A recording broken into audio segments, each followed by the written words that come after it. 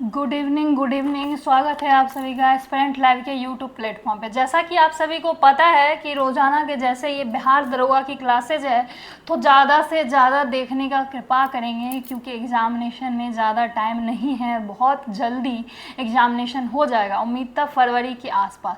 तो अभी से प्रैक्टिस ऐसा रखें कि किसी भी तरीके का दिक्कत आपको एग्ज़ामिनेशन के बाद नहीं झेलना पड़ेगा। अरे ये क्वेश्चन छूट गया, ये क्वेश्चन छूट गया, ऐसा वाला सीन नहीं करना है, ठीक है, क्योंकि फिर वैकेंसी कब आनी है कोई भरोसा नहीं है। ठीक, आते हैं संघीय, भारत की संघीय व्यवस्थापिका को किस नाम से जानते हैं, यानी कि संघ में जो व्यवस्थित रखता है चीज़ों को उसको किस नाम से जानते हैं। अगर नहीं पता हो आंसर तो इस तरीके से आप इसका संधि विच्छेद करें और हम कहेंगे कि संसद जो है हमारा, संसद भवन जो है हमारा, इसको हम क्या कहते हैं, तो इसको हम कहते हैं संघीय व्यवस्थापिका। ठीक, इसको हम कहते हैं संघीय व्यवस्थापिका। और हम जानते हैं कि आर्टिकल 79 में संसद की बात की गई है। इसके दो सदन हैं, कौन कौन सा, तो लोकसभा और राज्यसभा। क्या है, तो राज्यसभा। राज्यसभा को हम क्या कहेंगे, अगर हम देखें तो राज्यसभा को हम कहेंगे upper house, upper house. Rajya Sabha को हम कहेंगे परमानेंट हाउस। क्या कहेंगे, परमानेंट हाउस। यानी राज्यसभा को हम कहेंगे अस्थाई सदन, अस्थाई सदन। इसकी चर्चा आर्टिकल किस में की गई है, तो आर्टिकल 80 में की गई है, इस बात को ध्यान में रखेंगे। इसके बाद हम आते हैं लोकसभा। तो लोकसभा की चर्चा किस में की गई है, तो आर्टिकल 81 में की गई है। इसको हम कहेंगे जनता का सदन, जनता का सदन। इसको हम कहेंगे, इसको हम क्या कहेंगे, और साथ में कहेंगे अस्थाई सदन। याद रखिएगा कि इसको हम कहेंगे अस्थाई सदन, अस्थाई सदन। याद रखिएगा इस बात को। इसको हम कहेंगे लोकप्रिय सदन, लोकप्रिय सदन, लोकप्रिय सदन। तो ये पॉइंट आप लोग ध्यान में रखिएगा। संसद का एक अभिन्न अंग होता है, और वो कौन होता है, तो हमारे देश के जो राष्ट्रपति होंगे वो संसद के अभिन्न अंग होंगे, जिनकी चर्चा किसमें की गई है, तो आर्टिकल 52 से लेकर कहां तक की गई है, तो 62 तक की गई है। और 63 से हम पढ़ते हैं उपराष्ट्रपति के बारे में। तो क्या यहां तक में कोई दिक्कत है, तो जरूर कमेंट बॉक्स में कमेंट करिएगा। ठीक है, चलिए, भारतीय संसद के कितने सदन हैं, अभी हमने देखा कि इसके 2 सदन हैं, तो यहां पर आगे देखने की जरूरत नहीं है। संसद के किस सदन को प्रतिनिधित्व सभा का सदन कहा जाता है, मतलब वही कि लोकप्रिय सदन हम किसे कहते हैं, तो हम कहते हैं किसको, तो याद रखिए कि लोकसभा को कहते हैं, दोनों को नहीं कहेंगे। ठीक है, चलिए नेक्स्ट आते हैं कि संसद का लोकप्रिय सदन कौन सा है। संसद का लोकप्रिय सदन भी हम कहेंगे किसको, तो लोकसभा को ही कहेंगे, तो ये भी याद रखिएगा। नेक्स्ट आते हैं कि संसद के कितने सत्र हैं भाई, तो बजट सत्र है, मानसून सत्र है, शीतकालीन सत्र है, तीनों है। ठीक है, संसद में 3 सत्र होते हैं। बजट सत्र आपको कब से कब तक चलेगा, तो फरवरी से मई तक। याद रखिए कि संसद में 3 सत्र होते हैं, 3 सत्र होते हैं, 3 सत्र होते हैं। ठीक है, एक आपको कौन सा है, तो बजट सत्र, और कब से कब, तो फरवरी से मई तक चलेगा। ठीक है, दूसरा आपका क्या हो जाएगा, तो दूसरा आपका मानसून सत्र जुलाई से सितंबर, और तीसरा आपको कब से, तो नवंबर से दिसंबर। तो याद रखिएगा दूसरा आपको क्या हो जाएगा, तो मानसून सत्र, मानसून सत्र होगा जुलाई से कब तक, तो सितंबर तक।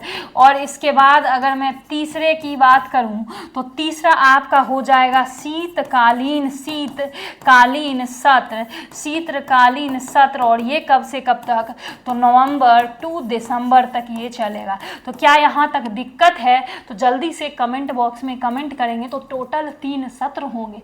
संसद के 2 क्षेत्रों के बीच की अधिकतम जो है आपको अंतराल कितना होगा, 2 सत्रों के बीच होना चाहिए। ठीक है, क्षेत्र नहीं होगा तो ये आपको 6 महीना का अंतराल होना चाहिए। ठीक है, चलिए नेक्स्ट आते हैं, ये आपको एसएससी में पूछा गया क्वेश्चन है और ये आते हैं हम लोग बीपीएससी के क्वेश्चन पे कि संसद के दोनों सदनों का संयुक्त अधिवेशन आयोजित होता है राष्ट्रपति के निर्वाचन के लिए। नहीं भाई, राष्ट्रपति के अगर हम लोग इलेक्टोरल कॉलेज की बात करेंगे, राष्ट्रपति के निर्वाचक मंडल की बात करेंगे, निर्वाचक मंडल की अगर हम लोग बात करें तो कौन होते हैं इसमें? आप लोग बार बार एक ही क्वेश्चन कैसे भूल सकते हैं? देखिए इसमें हो जाएंगे आपको, इसमें अगर मैं बताऊं तो यहाँ पर हो जाएंगे कि लोकसभा के निर्वाचित सदस्य, लोकसभा के निर्वाचित सदस्य, निर्वाचित, और इसके बाद यहाँ पर सेम राज्यसभा के निर्वाचित सदस्य, निर्वाचित सदस्य, उसके बाद विधानसभा के निर्वाचित सदस्य,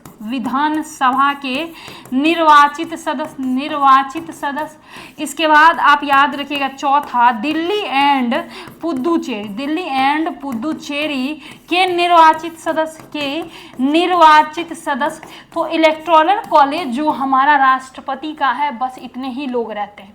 अच्छा, अगर आपसे सेम यहाँ पर पूछ ले कि उपराष्ट्रपति के इलेक्टोरल कॉलेज में कौन रहेंगे, तो संसद के सभी सदस्य, याद रखिएगा संसद के सभी सदस्य, भले वो क्या हो, इलेक्टेड हो, नॉमिनेटेड हो, डजंट मैटर, सारे के सारे रहेंगे। ठीक, तो आइए दूसरा देखते हैं, भारत के उपराष्ट्रपति के निर्वाचन के लिए रॉन्ग है, संविधान में संशोधन से संबंधित विधेयक को पारित करने के लिए या फिर एक ऐसे विधेयक पर विचार करने के लिए, उसे पारित करने के लिए जो दोनों सदनों में मतभेद का कारण हो। बिल्कुल करेक्ट है, आपका आंसर जो है 4 सही है, 4 सही है, क्योंकि जब भी संसद में कभी भी ऐसा मामला हुआ है, कुछ रीजन हुआ है, तो उस वक्त क्या हुआ, तो आपको इस प्रक्रिया से संसद भवन गुजरी। अब जैसे दहेज विधेयक आया था 1961 में, तो उस टाइम ऐसा हुआ। 1978 में आपको क्या आया, तो बैंकिंग सेवा का विधेयक है उसमें, उसके बाद आपको आतंकवाद विधेयक आया तो उस टाइम। तो इस तरीके से अगर आप ध्यान रखें तो 3 बार अभी तक ऐसा टाइम आया है, 3 बार। कब कब, तो याद रखिए दहेज विधेयक जब आया, दहेज विधेयक आया, दहेज विधेयक उसमें ऐसे आए थे संयुक्त सेशन। उसके बाद आप याद रखिए कौन सा, मैंने अभी आपको जस्ट बताया था, बैंकिंग प्रणाली सिस्टम के लिए जो विधेयक आया, कौन सा, तो बैंकिंग प्रणाली सिस्टम के लिए जो विधेयक आया उसमें कौन सा, तो याद रखिए कि बैंकिंग प्रणाली के लिए। और तीसरा आपका कौन सा आया, तो तीसरा आपको आतंकवाद रोकने के लिए जो आया था, आतंकवाद रोकने के लिए। ये 3 बार अभी तक जो है ज्वाइंट सेशन। अच्छा, अब आते हैं हम ज्वाइंट सेशन पर, जो हमारा मेन क्वेश्चन है इसमें। तो याद रखिए ये आर्टिकल 108 के तहत ज्वाइंट सेशन होता है। क्या होता है, तो ज्वाइंट सेशन होता है। और कौन बुलाता है भाई, तो हमारे देश के राष्ट्रपति बुलाएंगे। और अध्यक्षता कौन करेगा, तो याद रखिएगा लोकसभा के स्पीकर के द्वारा इसकी अध्यक्षता की जाएगी। क्या यहाँ तक सॉर्टेड है, कोई दिक्कत, कमेंट करें। भारतीय संसद के दोनों सदनों की संयुक्त बैठक किससे संबंधित है, तो याद रखिए संविधान संशोधन विधेयक से संबंधित है। ठीक है, चलिए सॉरी सर, आप ये ध्यान रखिएगा कि साधारण विधेयक से संबंधित है। यहाँ तक सॉर्टेड है, कोई दिक्कत है, कमेंट बॉक्स में। चलिए क्वेश्चन 8 का करेक्ट आंसर सी हो जाएगा, यूपीपीसीएस का है। यदि किसी समान विधेयक पर राज्यसभा और लोकसभा के बीच आपको गतिरोध यानी मतभेद हो, तो उसका समाधान अभी मैंने देखा ना, संसद में संयुक्त सत्र का आयोजन किया जाएगा। ठीक है, स्वतंत्र भारत के संसदीय इतिहास में अभी तक कितनी बार संयुक्त बैठक हुआ है, हमने अभी देखा बाबा 3 बार ये बैठक हुआ है। कितनी बार, तो 3 बार। नेक्स्ट आते हैं कि निम्नलिखित में से कौन सा राष्ट्रपति के निर्वाचन का भाग है परंतु उसके महाभियोग का अधिकार नहीं रखता। ये जो है विधानसभा जो है हमारा, विधानसभा, इसके जो है निर्वाचित सदस्य आपको क्या होंगे, तो भाग लेते हैं इनके इलेक्शन में, इनके चुनाव में, परंतु महाभियोग जब लगेगा राष्ट्रपति पर, क्या लगेगा, महाभियोग जब लगेगा राष्ट्रपति पर, किस पर लगेगा ये, तो याद रखिए राष्ट्रपति पर, तब उस वक्त ये भाग नहीं लेंगे। और इनकी चर्चा किसमें की गई है, तो आर्टिकल 61 में। अभी तक किसी राष्ट्रपति पर महाभियोग लगा है, तो याद रखिएगा नहीं। नीलम संजीव रेड्डी पे थोड़ा सा बात चला था और थोड़ा सा, बट वो जो है दोनों सदन से पास नहीं हो पाया और इसी वजह से उन पर महाभियोग अभी तक नहीं लगा है। चलिए नेक्स्ट आते हैं कि राष्ट्रपति के उम्मीदवार के लिए क्या आवश्यक नहीं है, 35 वर्ष पढ़ा लिखा, संसद से चुने जाने की योग्यता, देश का नागरिक होना। देखिए सबसे इंपॉर्टेंट है कि हमारे हमारे देश के नेता अगर अनपढ़ भी होते हैं तो चलता है, क्योंकि संसद में कहीं इस बात का मेंशन नहीं किया गया है, सॉरी संविधान में कहीं भी इस बात का मेंशन नहीं किया गया है कि यहाँ का नेता क्या होना चाहिए, पढ़ा लिखा। तो जब जो चीज़ मेंशन नहीं है उसको नेसेसरी नहीं माना जाएगा, इसीलिए लिखा गया है कि संविधान में जो है कोई भी नेता पढ़े लिखे नहीं होंगे तो उनके क्राइटेरिया में नहीं आएंगे। बाकी उनकी आयु कितने वर्ष होनी चाहिए, तो उनकी आयु जो है 35 वर्ष होनी चाहिए, वो भारत का नागरिक होना चाहिए, भारत का नागरिक होना चाहिए। वो जो है आपको याद रखिए कि वो संसद के सत्र मतलब याद रखिए कि संसद के सदस्य चुने जाने योग्यता रखनी चाहिए, संसद के सदस्य चुने जाने योग्य होना चाहिए, योग्य होना चाहिए, याद रखिए। वो पागल और दिवालिया नहीं होना चाहिए, क्योंकि दिवालिया इसलिए नहीं क्योंकि उसके पास जमानत की राशि होनी चाहिए, कितनी, तो 15,000 रुपये। ये तो खैर जब उसमें लगेगा कि क्या क्या लगता है चुनाव लड़ने में तब की बात है, ठीक। नेक्स्ट आते हैं कि भारत के मतलब राष्ट्रपति के निर्वाचन में राज्य का मुख्यमंत्री मतदान लिए पात्र नहीं होता, मतलब क्यों पात्र नहीं होता, यदि, ये क्वेश्चन था ना, ऊपर था, बिल्कुल। चलिए, तो क्यों पात्र नहीं होता, इसका क्वेश्चन नंबर 13 का मैं अगर करेक्ट आंसर की बात करूं कि मैं किसके साथ इसमें जाऊंगी, तो याद रखिएगा इसका करेक्ट आंसर क्या होगा कि वह राज्य का विधानमंडल का उच्च सदन का सदस्य होता है। और हम देखते हैं कि विधानसभा के सदस्य होते हैं, विधानमंडल के नहीं, ठीक है, मतलब विधान परिषद के नहीं, विधानमंडल मतलब विधान परिषद। भारत एक गणतंत्र है, इसका अर्थ है कि सभी मामलों में अंतिम अधिकार जनता के पास है। भारत में संसदीय स्वास्थ्य व्यवस्था है, भारत में वंशानुगत शासन नहीं है, भारत है राज्यों का संघ है। बाबा, भारत में जो है क्या आपने देखा है कि वंश के आधार पर शासन प्रणाली चल रही है? नहीं, भारत में राष्ट्रपति चुना जाता है किसके द्वारा, तो निर्वाचित सांसदों और विधान सभा के सदस्यों के द्वारा ये क्या किए जाएंगे, तो चुने जाएंगे। आईएएस का क्वेश्चन था, देखिए आईएएस का क्वेश्चन, और कितना जो है आप अगर दिमाग लगाएं तो बना सकते हैं, वरना फंस जाएगा, क्योंकि ऑप्शन ऐसा है। देखिए एक मिनट, देखिए जनता द्वारा, बिल्कुल जनता द्वारा, संसद सदस्यों द्वारा, संसद के सदस्यों द्वारा तो होता है, राज्यसभा सदस्यों द्वारा, लोकसभा, और यहाँ पर निर्वाचित सांसद और विधानसभा के सदस्यों द्वारा। थोड़ा सा बस ट्विस्ट किया है क्वेश्चन, ज़्यादा ट्विस्ट नहीं है। अगर थोड़ा सा ध्यान देगा लोग इस क्वेश्चन में तो बन जाएगा। आईएएस 1982 और 85 में पूछा गया क्वेश्चन है, ठीक। बीएसएससी कार्यालय परिचारी एग्जाम के लिए आप सभी का बैच 299 रुपये में लॉन्च किया गया है। इसमें टॉपिक वाइज सारी कुछ पढ़ाई जाएंगी, जैसे कि हम बता रहे हैं आप सभी को, याद रखेंगे इस चीज़ को कि ऑल सब्जेक्ट है, टॉपिक वाइज क्लासेज है, बोर्ड पीडीएफ, प्रिंटेबल और live recorded class, topic wise practice set 20,000 plus MCQ, और इसमें आपको विथ होमवर्क सीरीज है बस और बस 299 रुपये में। तो देरी ना करें, ये बैच आपको शुरू हो चुका है 29 सितंबर, लाइव रिकॉर्डेड है, हरी अप करें, देरी ना करें, इस बैच में ज्वाइन करने के लिए देरी ना करें, ठीक है। चलिए नेक्स्ट आते हैं बिहार दरोगा की बात करते हैं। डबल स्टार बैच, यानी कि हम बात करें सब इंस्पेक्टर की, जिसकी बैच आपको 99 में प्रोवाइड करवाई जा रही है। ये बैच में भी आपको ऑल सब्जेक्ट दिया जाएगा, ऑल सब्जेक्ट इसमें भी रहेगा। देखिए इसमें क्या है कि इसमें आपको प्रीलिम्स होता है प्लस मेंस होता है, ठीक। इसके बाद फिजिकल होता है। तो पहले रिटन की हम लोग बात करते हैं। तो प्रीलिम्स में आपको यहाँ पर भी जीके जीएस का वेटेज है, प्रीलिम्स में भी आपका जीके जीएस का वेटेज है, यहाँ पर भी आपका जीके जीएस का वेटेज है, और मेंस में भी आपके जीके जीएस का वेटेज है। तो याद रखें कि अगर हम यहीं पर अभी इसको कवर कर लेंगे तो मेंस टाइम में जो एक्स्ट्रा सब्जेक्ट होंगे हिंदी, तो उस पर हम ज़्यादा फोकस कर पाएंगे। तो इसीलिए थोड़ा सा फोकस करके पढ़ने पर ध्यान दें। और इसका बैच भी आप सभी को शुरू हो चुका है, ठीक है। युद्ध की घोषणा या शांति का फैसला करने का कानूनी अधिकार किसके पास? अब मान के चलिए कि देश में आपातकाल की स्थिति होने वाली है, युद्ध लग चुका है, युद्ध हो रहा है, तो किसके पास हुआ? तो बखूबी पता है कि तीनों सेना के सर्वोच्च कौन होते हैं? तो हमारे देश के राष्ट्रपति। हमारा आर्टिकल 53 क्या कहता है कि तीनों सेना के, मतलब हमारा आर्टिकल 53 क्या कहता है कि तीनों सेना के सर्वोच्च कमांडर क्या होते हैं? सर्वोच्च कमांडर राष्ट्रपति होते हैं, ठीक। तीनों सेना के सर्वोच्च कमांडर क्या हो जाएंगे? तो राष्ट्रपति होंगे। तो बस इतना ही बात है, आगे इसमें तो कुछ है नहीं, तो इसीलिए इसको यहाँ तक आप ध्यान में रखिएगा। नेक्स्ट आते हैं कि इनमें से किसने भारतीय गणतंत्र के 12वें राष्ट्रपति के रूप में पदभार संभाला। प्रतिभा देवी सिंह पाटिल जो हैं ये 12वें राष्ट्रपति के रूप में इन्होंने पदभार संभाला। और याद रखिएगा ये पहली महिला राष्ट्रपति बनी। क्या बनी? तो पहली महिला राष्ट्रपति बनी। ठीक है, राष्ट्रपति का चुनाव मतलब पदभार कब संभालते हैं, डेट बताइए।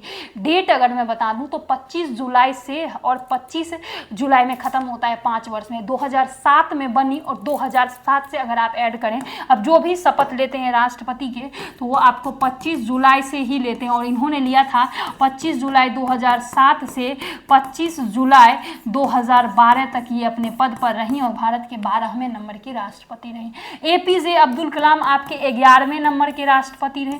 के.आर. नारायणन आपके 10 नंबर के राष्ट्रपति रहे और आर वेंकटरमन आपके 9वें नंबर के राष्ट्रपति रहे। तो क्या सॉर्टेड है यहाँ तक? चलिए नेक्स्ट आते हैं कि निम्नलिखित में से कौन भारत के राष्ट्रपति के चुनाव में भाग नहीं लेगा। भाई विधान परिषद का मेंबर चुनाव में भाग नहीं लेगा। चलिए कि निम्नलिखित राष्ट्रपतियों में से जिस क्रम में सेवा की उसमें निम्नलिखित में से कौन सा क्रम सही है। तो आपको जो है एन.आर. रेड्डी है, ज्ञानी जैल सिंह, आर वेंकटरमन और doctor Shankar Dayal Sharma. Correct answer हमारा क्या हो जाएगा? तो 19 का करेक्ट आंसर हमारा बी हो जाएगा। ठीक, चलिए नेक्स्ट पे आते हैं। नेक्स्ट क्वेश्चन 20 कि भारतीय संविधान के अनुसार कार्यपालिका का प्रमुख कौन है। तो कार्यपालिका का प्रमुख कौन हो जाएगा भाई? तो हमारे देश के राष्ट्रपति हो जाएंगे। ऑलमोस्ट सिमिलर क्वेश्चन ज़्यादा से ज़्यादा पेस्ट किया हुआ है इसमें। भारत के प्रथम राष्ट्रपति कौन रहे? तो डॉक्टर राजेंद्र प्रसाद रहे। कौन रहे?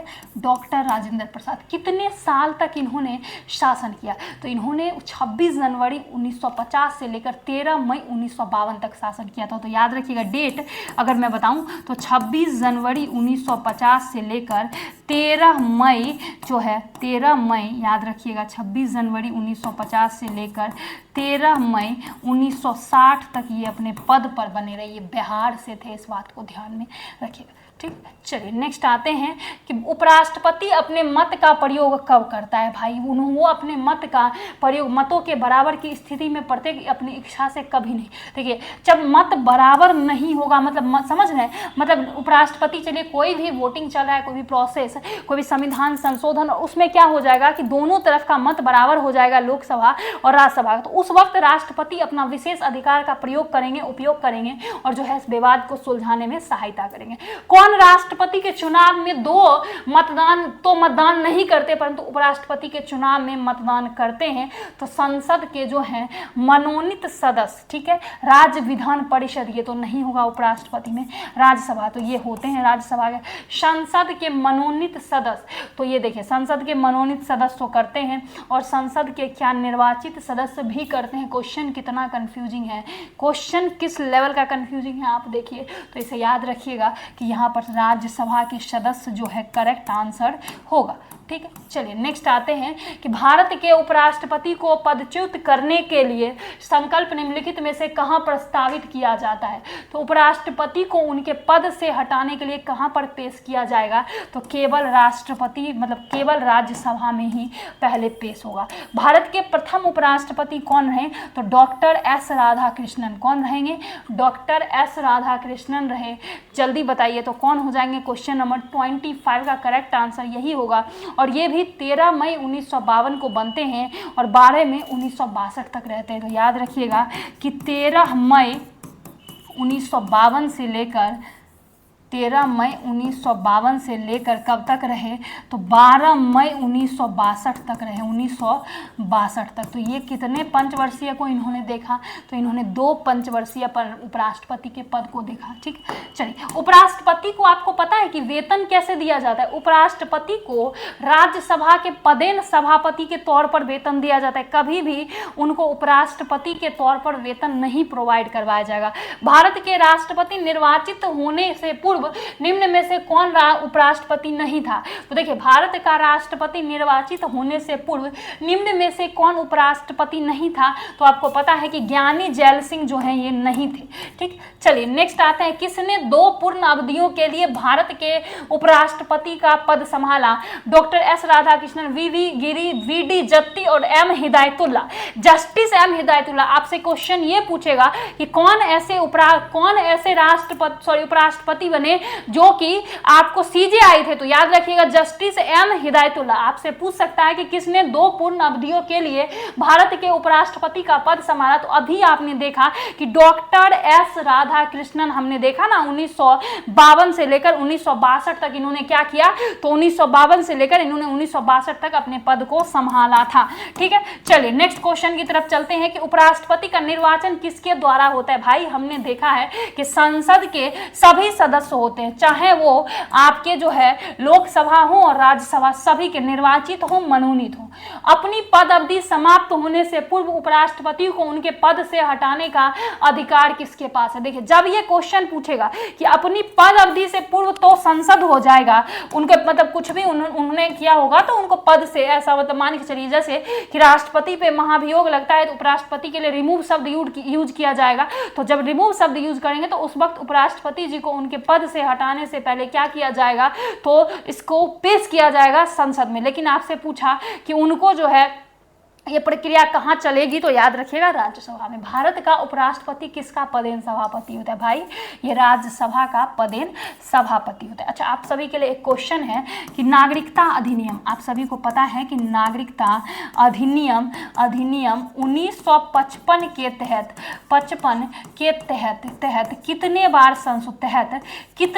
संशोधन, मतलब इस नागरिकता में कितने बार संशोधन हुआ? कितने बार नागरिकता अधिनियम में संशोधन हुआ? ये क्वेश्चन पूछा जाता है। ये क्वेश्चन देके मैं 1 मिनट के लिए साइड हटती हूँ ताकि जब भी आप लास्ट देखें तो आप इसका करेक्ट आंसर जो है डेफिनेटली लगाएं। तो याद रखिएगा कि नागरिकता अधिनियम 1955 में 6 बार संशोधन किया गया है। और अगर मैं ईस्वी बता दूं आप सभी को, तो ईस्वी याद रखिएगा कि 1986, 1992, 2003, 2005, ठीक है, 2015 और 2019, ये नागरिकता अधिनियम में इतनी बार संशोधन हुआ। नागरिकता अधिनियम के तहत 5 तरह से आपको नागरिकता दी जाएगी, 3 तरह से लोप की जाएगी।